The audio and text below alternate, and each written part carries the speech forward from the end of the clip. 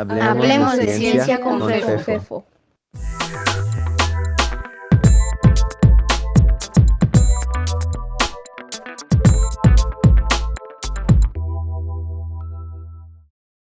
Hola, te saluda Fefo. Gracias por acompañarme en este cuarto episodio del programa Hablemos de Física, en el que platicaré un poco sobre el inicio de la llamada revolución científica, algo que sucedió hace aproximadamente 500 años. En los episodios anteriores presenté el significado de física como una ciencia y el camino que la humanidad tuvo que seguir para llegar a ella. Dentro de ese camino y de manera muy sustancial, muy importante para el desarrollo, fue el surgimiento de lo que llamamos el experimento científico, algo que nos enseñó o nos dio los primeros pasos para poder entender de qué se trataba el pensador árabe Alhazen. Posterior a eso, en el tercer episodio, hablamos de cómo la astronomía dio sus primeros pasos para convertirse en una actividad científica. Todo ese preámbulo que discutí durante los primeros 3 episodios nos va a servir ahora para apreciar el entorno y la relevancia de lo que viene a continuación, la revolución científica.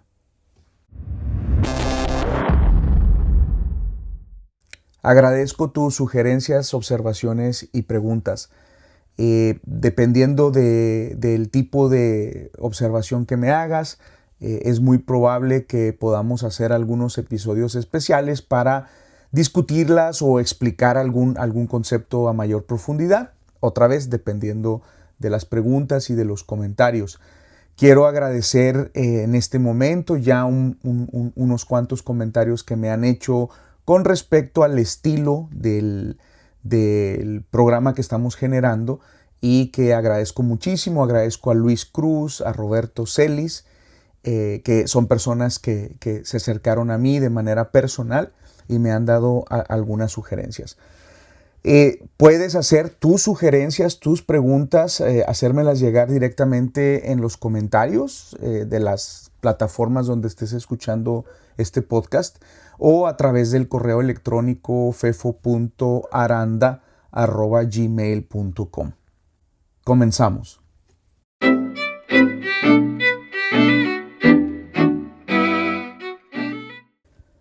Sería erróneo decir que la astronomía en Europa durante los 1500 años posteriores a Ptolomeo no tuvo ningún progreso.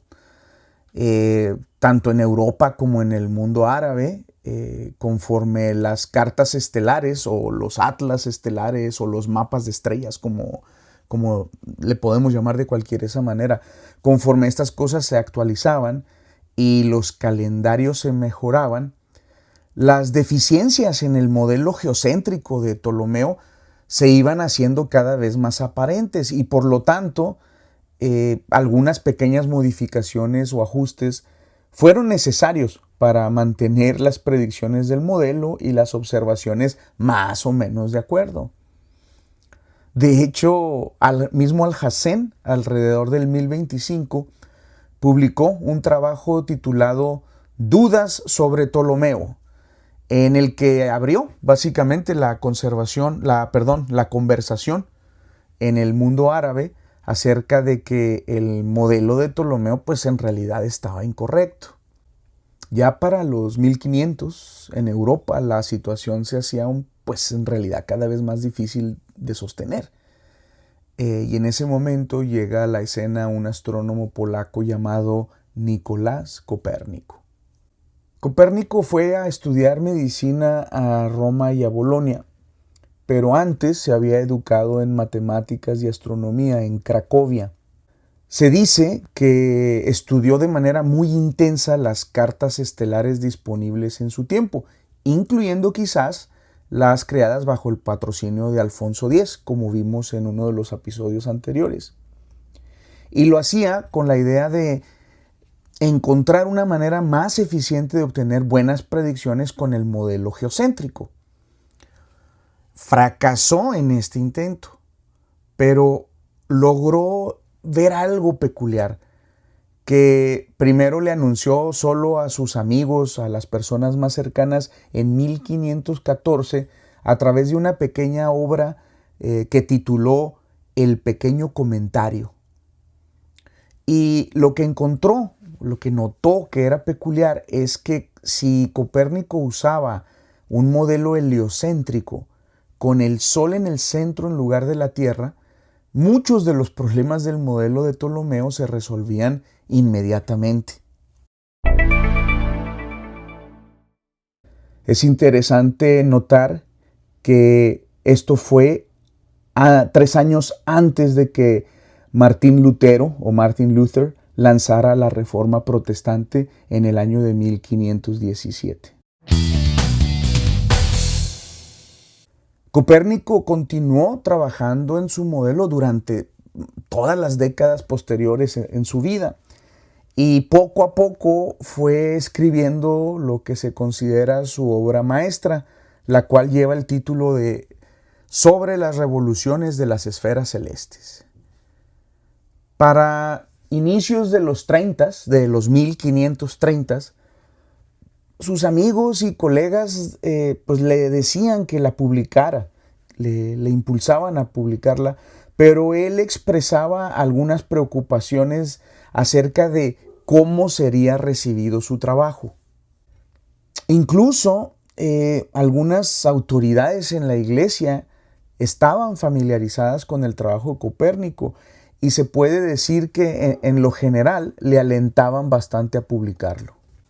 Pero no fue hasta 1542, poquito antes de que se muriera, se murió en mayo del 43, cuando finalmente autorizó la publicación de su libro.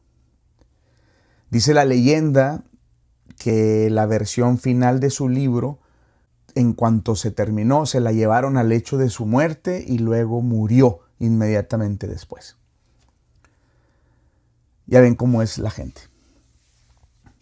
El trabajo de Copérnico proponía que la Tierra y los planetas orbitaban al Sol, mientras que la Luna orbitaba la Tierra. Este era un arreglo extraño y significaba que no había un centro de movimiento en el sistema solar. Para resolver el problema de la ausencia de paralaje de las estrellas, Copérnico proponía que las estrellas estaban mucho más distantes de lo que se había creído en el pasado. Recordemos que uno de los problemas que tenía la idea del sistema heliocéntrico con los griegos era que ellos, los griegos, los antiguos griegos, no lograban apreciar ningún paralaje, el cual era esperado que se pudiera obtener al ver a las estrellas con una diferencia de 6 meses. Es decir, ver a las estrellas desde un momento en la órbita de la Tierra, esperar 6 meses hasta que estuviera la Tierra en la otra orilla de su órbita, una distancia muy grande, y volver a ver esas estrellas y que hubiera paralaje. Es decir, cuando las comparaban con respecto a las estrellas que están en el fondo, debería haber un movimiento, como cuando ustedes se tapan los ojos, un ojo para ver un objeto, luego destapan y ven con el otro y ven que el fondo como que se movió. Eso es a lo que nos referimos con paralaje. Entonces los griegos no veían ningún paralaje y ellos tomaban a las estrellas como sí, los objetos más lejanos en el universo, pero las distancias a las que creían que se encontraban eran en realidad muy pequeñas con respecto a lo que sí son. Entonces ellos, al pensar que estaban más cerca, esperaban ver un gran paralaje. Al no verlo, simplemente descartaron la posibilidad de un sistema heliocéntrico y nunca cuestionaron o se imaginaron que las estrellas estaban mucho, pero mucho más lejos. Y digamos que no es difícil entenderles. Simplemente la magnitud y el tamaño del universo es algo que se fue descubriendo poco a poco y que cada vez que descubríamos más objetos más lejanos, siempre era muy sorprendente. El modelo de Copérnico también ayudaba a resolver el problema que había generado la invención de los epiciclos, esas ruedas metidas en ruedas que Ptolomeo tuvo que inventar para poder explicar los movimientos retrógrados de los planetas exteriores. En el modelo heliocéntrico, este movimiento retrógrado es automático. Los planetas exteriores viajan en órbitas que son mucho más grandes y lentas que las de la Tierra. Por ejemplo, Marte completa una órbita alrededor del Sol en el mismo tiempo que a la Tierra le toma dar 2 órbitas. Entonces, cuando nosotros vemos a Marte, su posición relativa en el cielo depende tanto de dónde estamos nosotros en nuestra propia órbita y obviamente dónde está Marte en su propia órbita. Y esos dos efectos juntos generan el movimiento retrógrado que nosotros observamos. Conforme la Tierra se mueve de un lado del Sol al otro, nosotros vamos como alcanzando a Marte, luego lo pasamos, causando que la posición aparente de Marte pues cambie su dirección en reversa de manera temporal. Con este entendimiento, la necesidad para deferentes y epiciclos pues dejó de existir. Esta historieta, como muchas otras en la historia de la ciencia, en realidad esconde algunas complicaciones. De hecho, Copérnico sí dejó algunos epiciclos en su modelo porque no lograba que se ajustara a todos los datos. Tendría que llegar Kepler un siglo después, y a quien discutiremos en un episodio posterior, para resolver esos problemillas persistentes y entonces sí lograr que la necesidad de los epiciclos desapareciera por completo y para siempre. Hoy en día, nosotros en la ciencia usamos todavía el término epiciclo o epicíclico, pero ahora lo usamos para referirnos a algo como una complicación que ha sido agregada a una idea científica de manera innecesaria. Algo así como una indicación de que algo importante y sobre todo más sencillo no se ha entendido bien. Es fácil para nosotros en la actualidad dejar pasar una consecuencia muy importante de algo que nos dice el trabajo de Copérnico. Al poner al Sol en el centro del universo, Copérnico destronó o degradó a la Tierra. En otras palabras, la Tierra es un planeta. Ningún europeo en los 1500 años previos a Copérnico habría seriamente propuesto que esas estrellas vagabundas en el cielo nocturno, es decir, los planetas, fueran esencialmente otras tierras, o que nosotros vivíamos en una de esas estrellas vagabundas. Hoy nosotros damos por hecho que la Tierra es un planeta, pero Copérnico fue el primer europeo desde los antiguos griegos en haber hecho esa afirmación. El trabajo de Copérnico no solo lanzó una revolución en nuestro entendimiento del cosmos, lanzó también lo que hoy llamamos la revolución científica, que lograría desechar por completo ideas viejas y equivocadas acerca del universo en tan solo unas cuantas generaciones.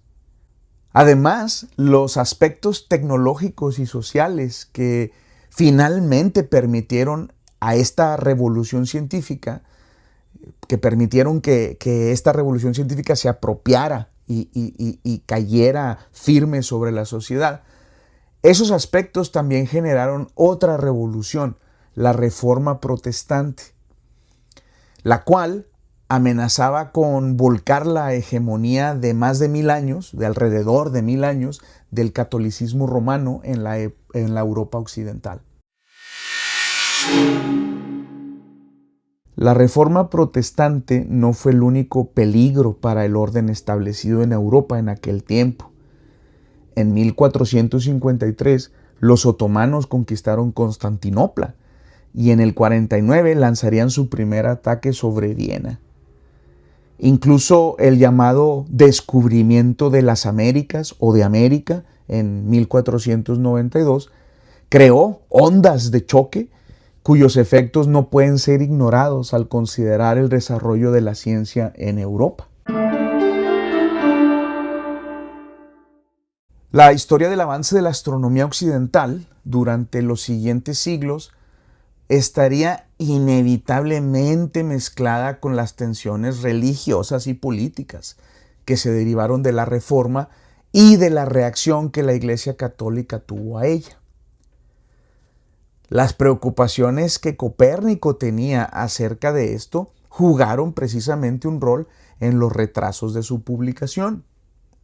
Sin embargo, fue la siguiente generación la que viviría estos conflictos de manera mucho más directa y personal. En la generación que vino después de la de Copérnico, hay 4 pensadores y científicos que van a jugar roles mayores y que hablaremos de ellos en este programa. Ellos fueron Giordano Bruno, que vivió de 1548 al 1600, Tycho Brahe, que vivió del 46 a 1601, prácticamente la misma época que Giordano Bruno, Galileo Galilei, que vivió de 1564 a 1642, y Johannes Kepler, que vivió de 1571 a 1630. De estos 4 personajes, de estos 4 pensadores, Giordano Bruno es el que probablemente menos encaja con el título o la denominación de científico en el significado moderno. Bruno fue un fraile dominicano que pasó toda su vida dejando que su imaginación corriera libremente, ya sea en cuestiones de ciencia, religión o filosofía. Aun cuando nominalmente era católico, sus creencias se acercaban un poco más al panteísmo. Él sermoneaba, por ejemplo, acerca de la reencarnación como un reemplazo para el cielo y el infierno. Rechazaba la Trinidad y la divinidad de Cristo. Por lo tanto, era odiado de igual manera por la Iglesia romana que por los luteranos. Pero lo más importante para nuestra historia es que también dedicó tiempo de manera considerable a pensar acerca de lo que implicaba el modelo de Copérnico. Hizo algunas inferencias con él que son sorpresivamente consistentes con las ideas que tenemos el día de hoy. Pensando acerca de las grandes distancias que se requería para las estrellas en el modelo de Copérnico, precisamente para explicar por qué no había paralaje, Bruno argumentó que la poca luminosidad de las estrellas era una ilusión causada por su distancia. Él decía que si lográramos acercar a las estrellas, entonces encontraríamos que son tan brillantes como el Sol, y por lo tanto propuso que las estrellas eran en realidad soles distantes, o, dicho de otra manera, que el Sol es simplemente una estrella que resulta estar cercana a nosotros. Este enunciado por sí mismo es increíblemente revolucionario. Y entonces, si las estrellas son soles, no hay razón para pensar que ellas no pudieran tener sus propios sistemas planetarios, incluso sus propias tierras con plantas, animales y quizás incluso personas. Esto era un cambio radical en la forma de pensar. No solo la Tierra se había quitado del centro del universo, pero incluso el Sol también se había degradado a ser simplemente una de miles de estrellas en el firmamento. nuestro sistema solar de repente se convirtió en una simple esquina X de un universo mucho más vasto, posiblemente infinito, y no en el centro de las creaciones de Dios, como los pensadores de las otras generaciones habían supuesto. Como tal, Bruno se debería considerar también como el autor de lo que algunas veces llamamos el principio fuerte de Copérnico. El principio de Copérnico, que originalmente también es la llamada versión débil, dice lo siguiente: la Tierra no ocupa un lugar especial en el universo. Esta degradación de la Tierra, del centro del universo, fue quizás la afirmación más controversial de Copérnico. A pesar de ello, Copérnico seguía, al menos eso parece, seguía creyendo que nuestro sistema solar era de alguna manera el centro de todo. Pero Bruno extendió su lógica un poco más allá. Si las estrellas son otros soles, entonces uno puede hacer un enunciado mucho más fuerte. Y el enunciado más fuerte, el principio fuerte de Copérnico, es el siguiente: no existen lugares especiales en el universo. Veremos más tarde que los cosmólogos y cosmólogas modernas nos adherimos a un principio similar llamado el principio cosmológico, el cual pone a este principio fuerte de Copérnico en un lenguaje científico moderno y añade que tampoco hay direcciones especiales en el universo.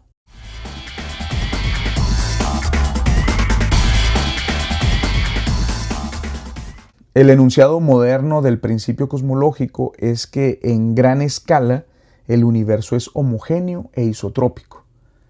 Analizaremos el significado y la evidencia de este enunciado cuando llegue el momento de hablar de cosmología. La cosmología de Bruno fue ampliamente ridiculizada durante su vida e incluso después de su muerte. Se hacían burlas al respecto.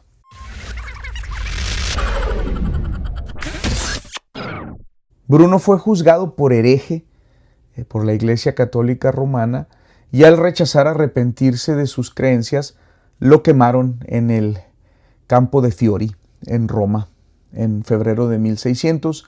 Y en el lugar en donde fue quemado, el día de hoy existe una estatua de él con su cara ensombrecida y viendo hacia el Vaticano, ya sea muy serio o amenazante, dependiendo de la interpretación que cada uno de nosotros le queramos dar. La idea de que pueda haber otros sistemas solares y otros planetas con vida les parecía una locura a sus contemporáneos. El día de hoy su pensamiento no parece tan raro. De hecho, cuando ustedes estén escuchando este podcast, las y los astrónomos habrán encontrado evidencia de al menos 5,000 planetas en órbita alrededor de estrellas cercanas a nosotros. De estos, alrededor de unos 50 son tipo Tierra, en el sentido de que son rocosos y de un tamaño más o menos como el de la Tierra, y no tan cerca de sus estrellas para convertirlos en simples bolas de lava fundida. Además, esperamos que haya muchísimos más por descubrir. Recordemos que comparados con los gigantes gaseosos en el sistema solar exterior, Júpiter, Saturno, Neptuno, Urano, nuestro planeta es muy, muy pequeño. Y encontrar planetas así de pequeños es extremadamente difícil. Pero hoy, al alcance de nuestra tecnología, la cual está mejorando rápidamente. De entre las cosas que mencionamos en este podcast, habrá muchas que tendrán que ser actualizadas conforme sepamos más. Y esta que acabamos de mencionar, con estos datos acerca de otros planetas similares a la Tierra en estrellas cercanas, seguramente será uno de los primeros datos que tengamos que actualizar. Y entonces, incluso si a Bruno no se le puede considerar, digamos, correctamente como dentro del panteón de los primeros científicos, su reinterpretación, déjenme decir, creativa del trabajo de Copérnico, dio lugar a la fundación, a los cimientos para una nueva manera de pensar acerca del universo, aun cuando en realidad estas nuevas ideas no tendrían o no agarrarían mucha tracción con la imaginación popular hasta después del trabajo de Isaac Newton, más de un siglo después de Bruno. Si Bruno es identificado por sus grandes y locas aventuras de la imaginación, uno de sus contemporáneos fue mejor conocido por su enfoque metodológico puro para entender las estrellas. Y ahora me estoy refiriendo a Tycho Brahe, que nació dentro de la nobleza en una familia danesa en 1546. Y, precisamente por pertenecer a la nobleza, empezó su vida con estudios de leyes y medicina para prepararse en el servicio público. Sin embargo, Tycho siempre se encontró con un interés muy profundo en astronomía. En particular, a él le parecía muy impresionante que eventos como los eclipses pudieran ser predichos. Pero también se sentía muy frustrado de que las predicciones, ya en su tiempo, muchas veces se equivocaban por 1 o 2 días. Él sentía que la solución a ese problema consistía en una observación más precisa que diera cabida a mejores datos sobre la ubicación de los planetas y las estrellas en el cielo. Al terminar la universidad, él decidió regresar a casa para empezar una carrera en astronomía y astrología, dado que esas dos ciencias, obviamente la astrología no es una ciencia, pero en aquella época no estaban del todo separadas. Entonces, por eso su carrera, digamos, se dice que era en astronomía y astrología. Cuando estaba en la universidad, Tycho se metió en una pelea de borrachos, supuestamente o al parecer, en relación a una chica, y perdió parte de su nariz en una pelea a espadas. Por el resto de su vida, Tycho utilizó una nariz hecha de oro y plata. En 1571 construyó un pequeño observatorio en la abadía de Herrebat y el siguiente año observó algo verdaderamente notable. Desde el tiempo de los antiguos griegos y particularmente después del trabajo de Aristóteles, la filosofía occidental enseñaba que los cielos, el firmamento de las estrellas, era un lugar de perfección. Y ser perfecto significaba, entre otras cosas, ser estable, inmutable, sin cambio. Mientras que la vida aquí en la Tierra cambia y fluye y los planetas vagabundean alrededor del cielo nocturno, las estrellas parecían estar fijas en su lugar en el mismo año con año. Pero en noviembre de 1572, a inicios, astrónomos alrededor de Europa y en realidad en todo el hemisferio norte se dieron cuenta de que había una estrella nueva donde antes no había. Ya para el 11 de noviembre, la estrella era más brillante que Júpiter y pronto incluso que Venus, haciéndola obvia en el cielo incluso para el observador más casual. Se mantuvo en el cielo por 2 años antes de apagarse y dejar de verse para siempre. En Europa, o alrededor de toda Europa, se dieron toda una serie de argumentos acerca del significado de esta nueva estrella. Incluso se cuestionaba si era una estrella o no. Muchos pensaban que esa nueva luz era una anomalía atmosférica de algún tipo, quizás algo sucediendo entre nosotros y la luna. Pero Tycho tomaría mediciones cuidadosas de su posición mientras estaba visible. Él no pudo detectar paralaje, demostrando que esta nova stella, estrella nueva en latín, era realmente una estrella y que los cielos no eran de hecho inmutables. Otro pequeño paso en destronar o degradar a las estrellas, algo que podía ser estudiado y entendido por los esfuerzos humanos. Hoy sabemos que esta nueva estrella fue en realidad una estrella que explotó o supernova. Es un tema muy rico y fascinante que veremos en su momento. La fama de Tycho, cada vez más creciente, hizo que el rey danés Frederick II lo hiciera Lord de la isla de Hven, con el propósito de construir un observatorio. El estilo autocrático de Tycho para gobernar no fue muy bien apreciado por los granjeros locales, pero eventualmente el observatorio se construyó y Tycho empezó 2 décadas de observaciones, realizando algunas de las mediciones más cuidadosas que se hubieran hecho de las posiciones de las estrellas y los planetas noche con noche. Hay 2 puntos particularmente importantes acerca del proceso que Tycho usaba para trabajar. El primero es que nunca utilizó un telescopio. Estos no se inventarían hasta como 8 o 9 años después de su muerte.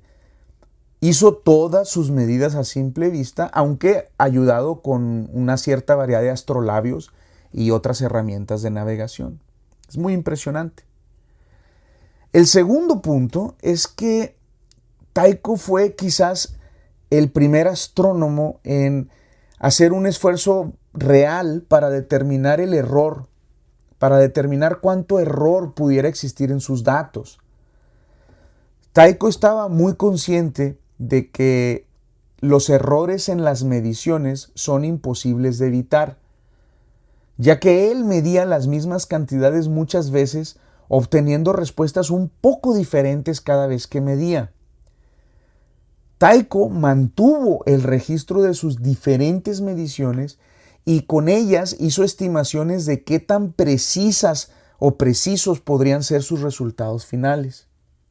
Los datos obtenidos dieron ubicaciones detalladas para un poco más de 1000 estrellas, con una precisión aproximadamente 5 veces mejor que la que antes se había conocido, haciendo que estas tablas estelares, que eran mucho más grandes, tuvieran también una calidad mucho mejor a las que, por ejemplo, había utilizado Copérnico cuando hizo su trabajo. La relación cercana de Tycho con la monarquía danesa empezó a debilitarse después de la muerte de Frederick II. El nuevo rey y las personas alrededor de él no veían razón para apoyar los intereses científicos de Tycho y, temiendo por su vida, abandonó Hven y se fue a residir a la corte real en Praga. Ahí, en 1600, Tycho contrató a un nuevo asistente, Johannes Kepler, a quien conoceremos en más detalle muy pronto, y con quien construyó nuevas y mejoradas cartas de posiciones de estrellas y planetas. En octubre de 1601, Tycho estaba atendiendo un banquete y, como está descrito en el diario de Kepler, no quiso romper con la etiqueta del evento y decidió no ir al baño para no salirse del salón donde estaba ahí pues toda la comitiva del rey, la realeza, la monarquía. Es muy probable que su vejiga explotó y se infectó.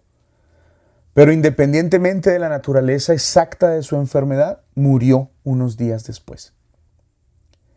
Durante años se esparcieron rumores de que Kepler lo había envenenado para robar sus datos.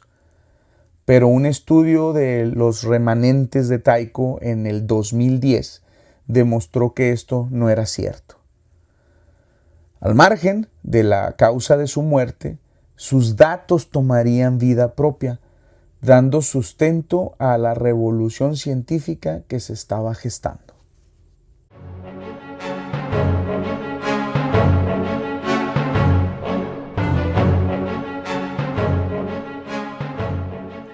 Como saben, en este espacio queremos hablar de ciencia, lo que en realidad nos permite hablar de cualquier cosa. Si tienen comentarios, quejas, sugerencias, peticiones, pueden contactarme a través del blog de Hablemos de Ciencia. La dirección es fefino.com, o envía un mensaje de correo electrónico a fefo.aranda@gmail.com.